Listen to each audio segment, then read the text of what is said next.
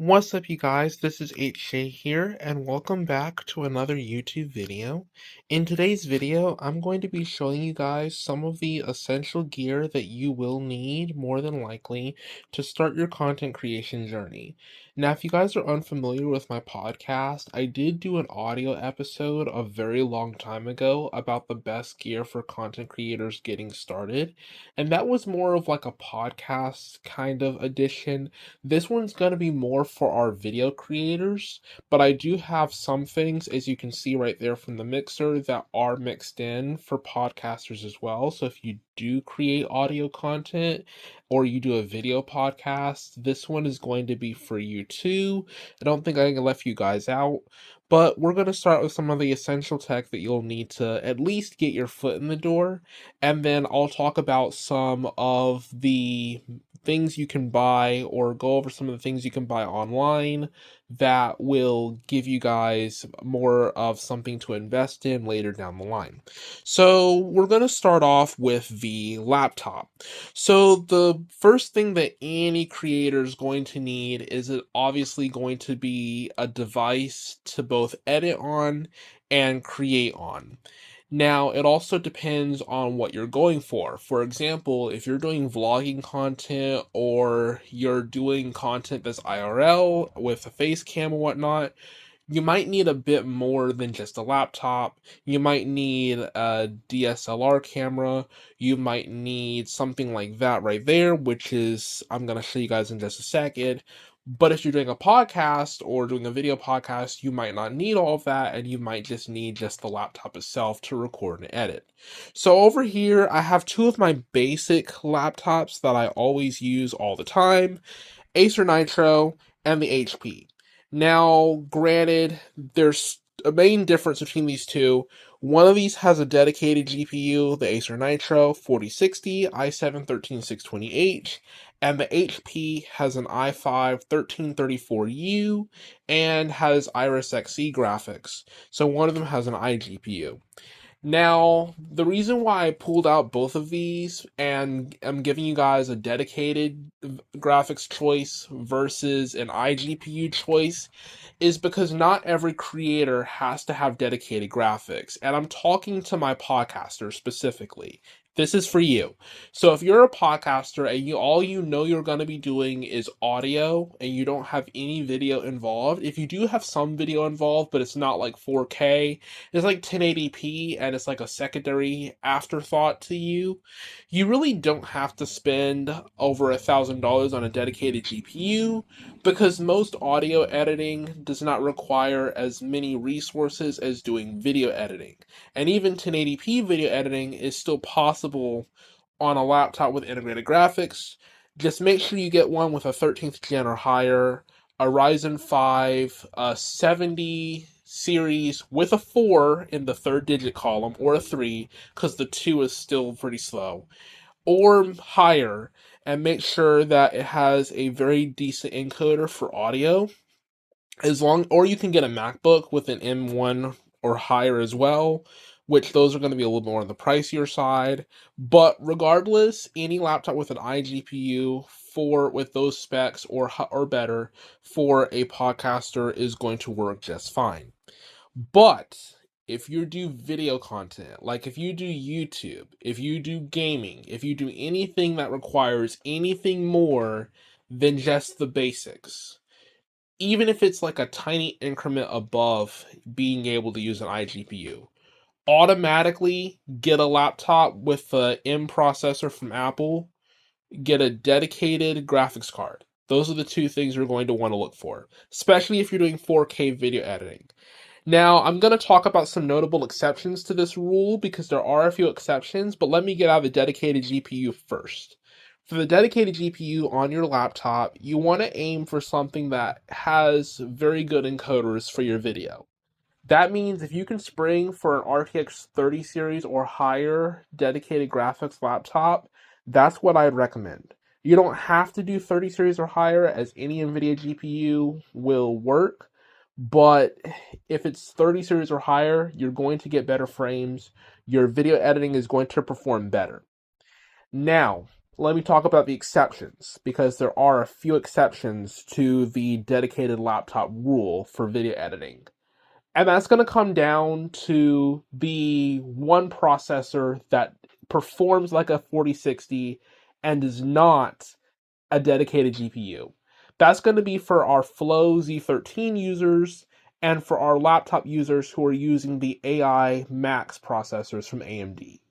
That is the only exception to this rule, and the reason is because the 8060S with memory allocation can function in the same capacity almost as a dedicated GPU.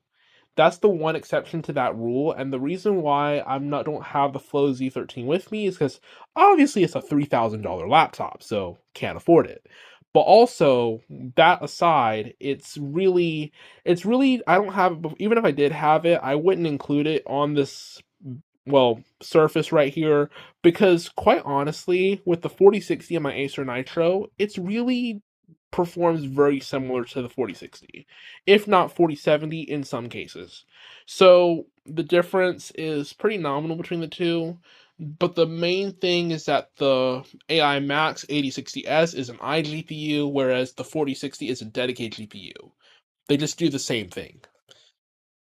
So now that we've gotten the laptops out of the way, let me talk to you guys about some accessories that you're going to need if you're vlogging or if you're doing audio recording and you need to have a camera involved. The first thing, number one, a phone. If you have a really good smartphone with a really good camera, say Samsung S series smartphones like the S21 and up for that series, or the iPhone 11 or higher for that series. Some cases you might be able to get by with an iPad, which I'll talk about when I get to the tablets, but for phones, that's what you want to aim for if you're going to use your phone camera. Now, if you're going to use a DSLR camera, those are going to be a little bit more pricey, but generally any one will work as long as it has capacity to support both micro SD and full SD card slot adapters.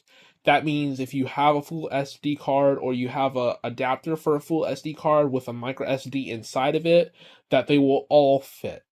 The other thing to keep in mind is, does it have 4K and 8K support?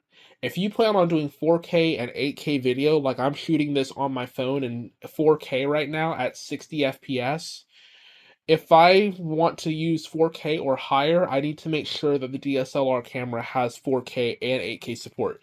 8K support is great. If you can afford 8K, go for 8K, because then the benefit to having 8K camera from the start is you can always downscale it later. That's not gonna, and it's not really gonna affect the quality as much as downscaling it all the way down to 1080p.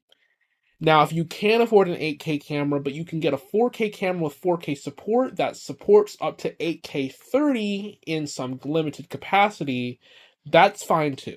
And you don't have to get 4K, but this is if you want to do any 4K media. If you're going to do 1080p, you can get a 1080p camera or just use a webcam. I'll show you guys what I have over here.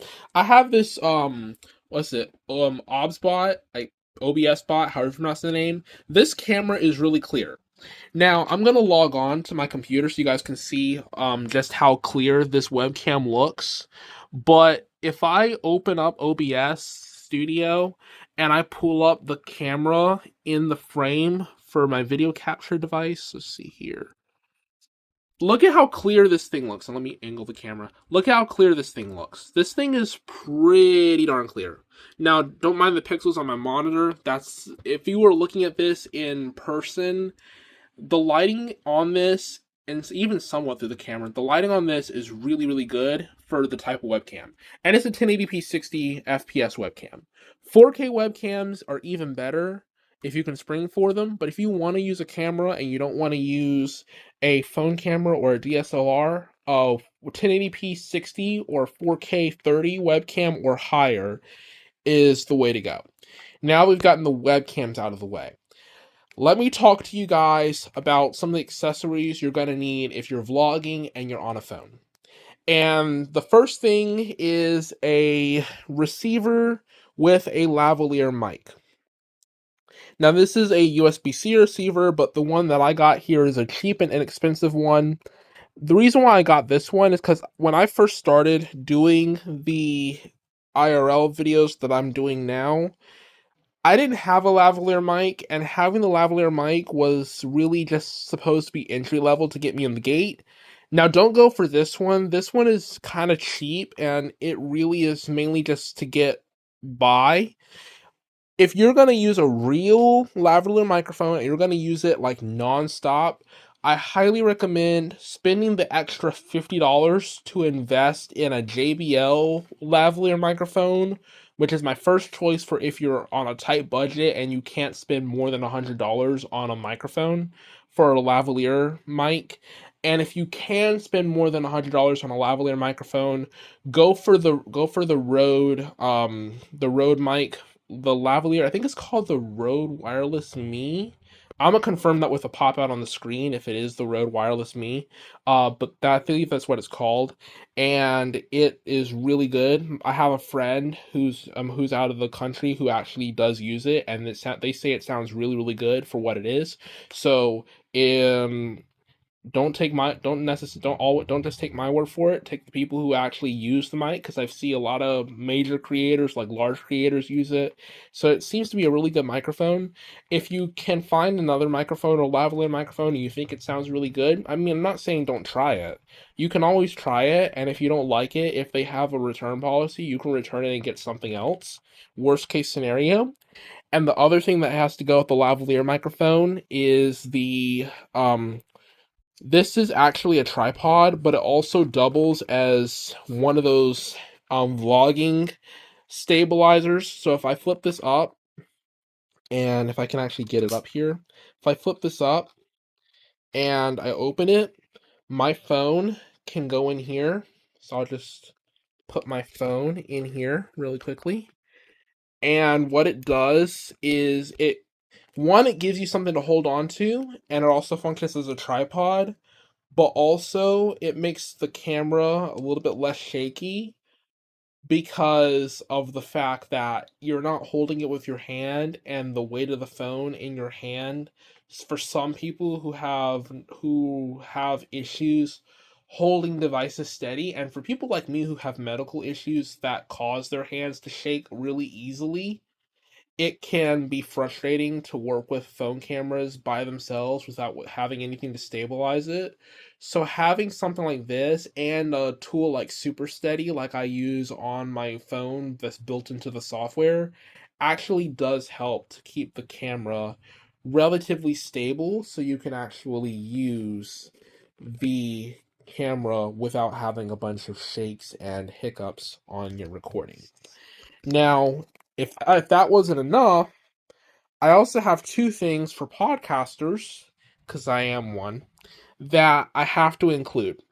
This is a mixer, it's from Vivitar. So if you have dynamic microphones or have multiple headphones or multiple 3.5 millimeter wired headphones, if you have a instrument or whatnot and you want something to use for just creation in general, or you're recording audio, you can use this mixer. There are mixers from Rode. There are mixers from Moano. I think there's even a Fi-Fi mixer. And if I'm not mistaken, I think, and don't quote me on this, I will confirm on the pop out if you guys can do this, but I think you can configure.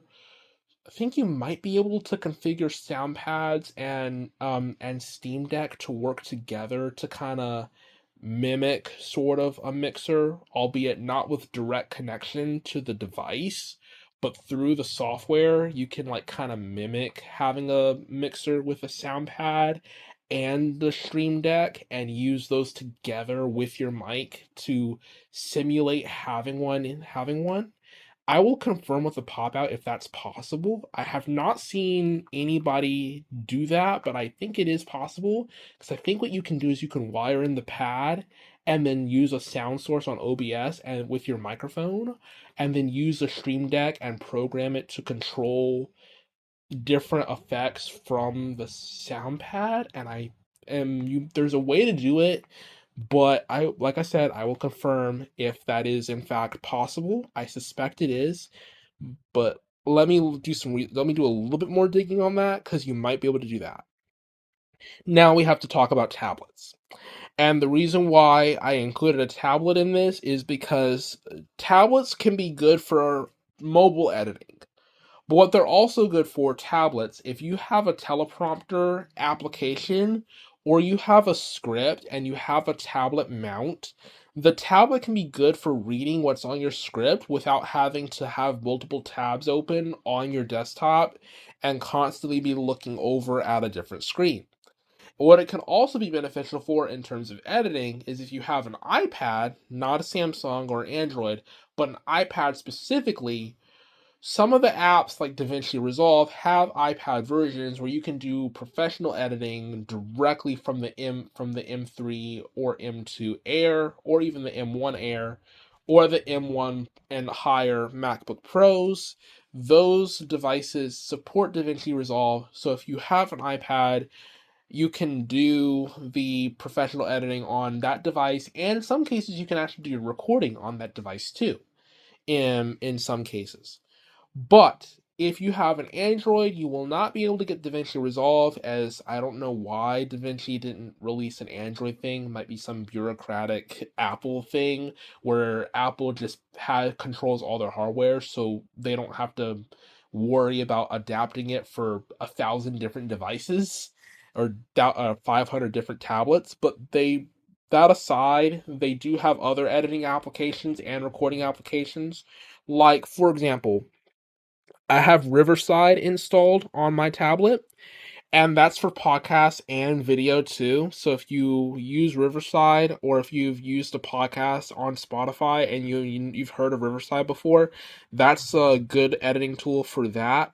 Also, CapCut is available.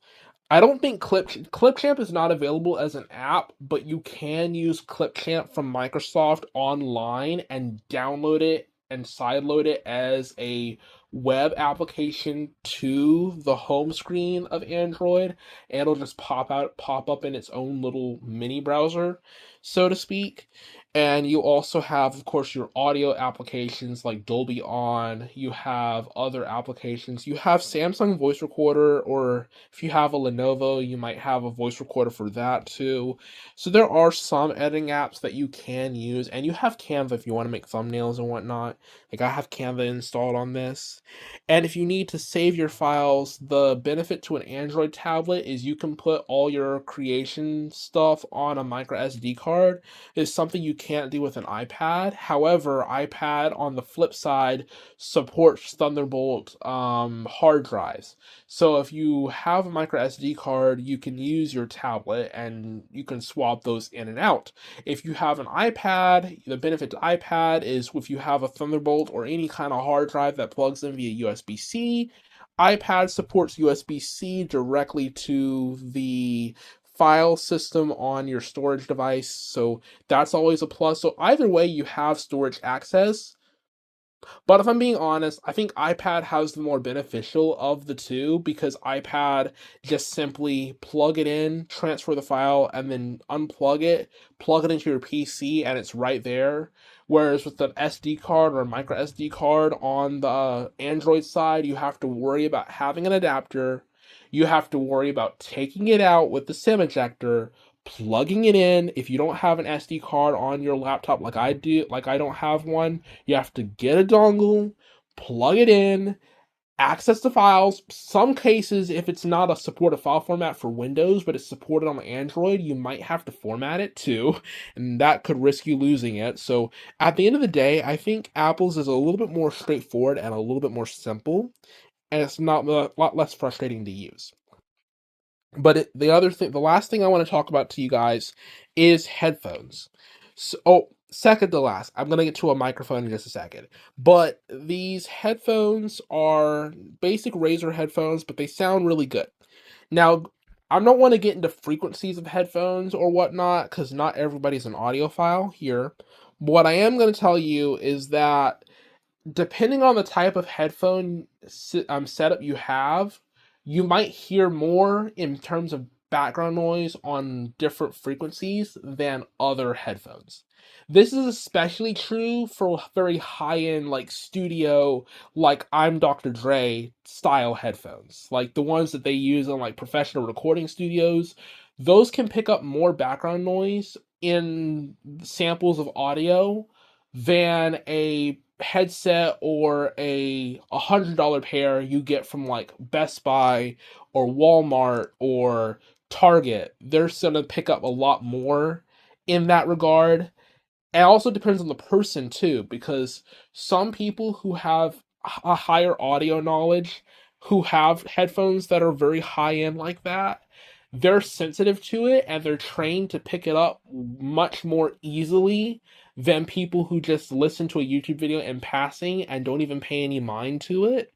So make sure you're aware. I just want to make you aware of that. So when you pick out your editing headphones, you pick out a pair that's not too expensive, but also if you have any background noise, you can measure a decent amount of frequencies on it.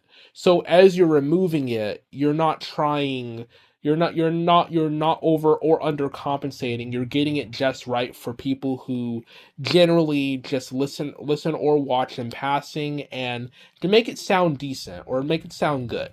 You're not going to make it sound perfect. Like, it's not going to sound like who can I use as an example? Not gonna sound like the latest Easy Mill album, because I listened to him. He's a great rapper, by the way. Check him out.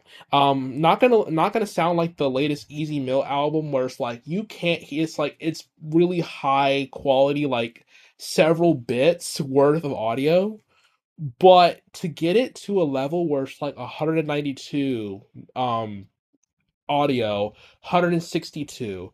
That's a good range for most people. Most people are going to listen between 162 and 192 for the bit rate. That's perfectly normal for audio. If you do want to go the high end Timbaland route, and I'm saying this as in the best way possible, if you do want to go that route, I suggest looking it up, finding somebody who knows, or just studying it outright in every single course you can, because it's a lot of work to get it to that level. And in most cases, if you live in a house or you're not in a professional studio environment, like in a big, like soundproof building or whatnot, some cases you might not even get it to that level. I'm just being bluntly honest. You might not get it to that level. It's not always gonna sound that way. 90% of people who try to get it to sound that way, like from what I've seen, it just doesn't. And that's just because everybody's environment is totally different. The only time you'll ever get to that point is if you're in a studio that is like Hollywood style, like I'm a DJ studio. If you don't have one of those, it's not worth trying to make it that way. Because in the end of that goal, you're not really gonna meet it. And I'm not saying that to be negative or to discourage you. If you want to try to go for that goal, then go for it. I'm not saying you shouldn't. But if you do go for that goal and you fail at hitting that goal, or you fall short of hitting that goal, that's normal, because most people that are average creators or just normal creators who are not doing music or producing like movies or blockbuster hits, most people, 90%, are not going to hit that. Even I can't hit that. And I have a Fifine K680 CT. I have filters. I have everything going right, and I still am at 27% of that total studio feel. And I've put my heart into it, and I still haven't hit it. So if I haven't hit it, most people are not gonna hit it, and that is okay. You don't have to hit it. I want to encourage you to not try so hard to the point where you're making yourself fail. I don't want you to do that. That's why I brought that up, because there are some people who say you have to hit that milestone. No, don't listen to them. If they tell you you have to get it to sound like $1 million, don't listen to them.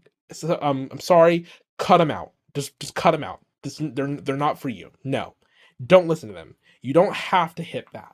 That milestone for most people is it's not within reach for most people. I'm just being honest. It's not within reach. And if it is in reach, it's very difficult to get to.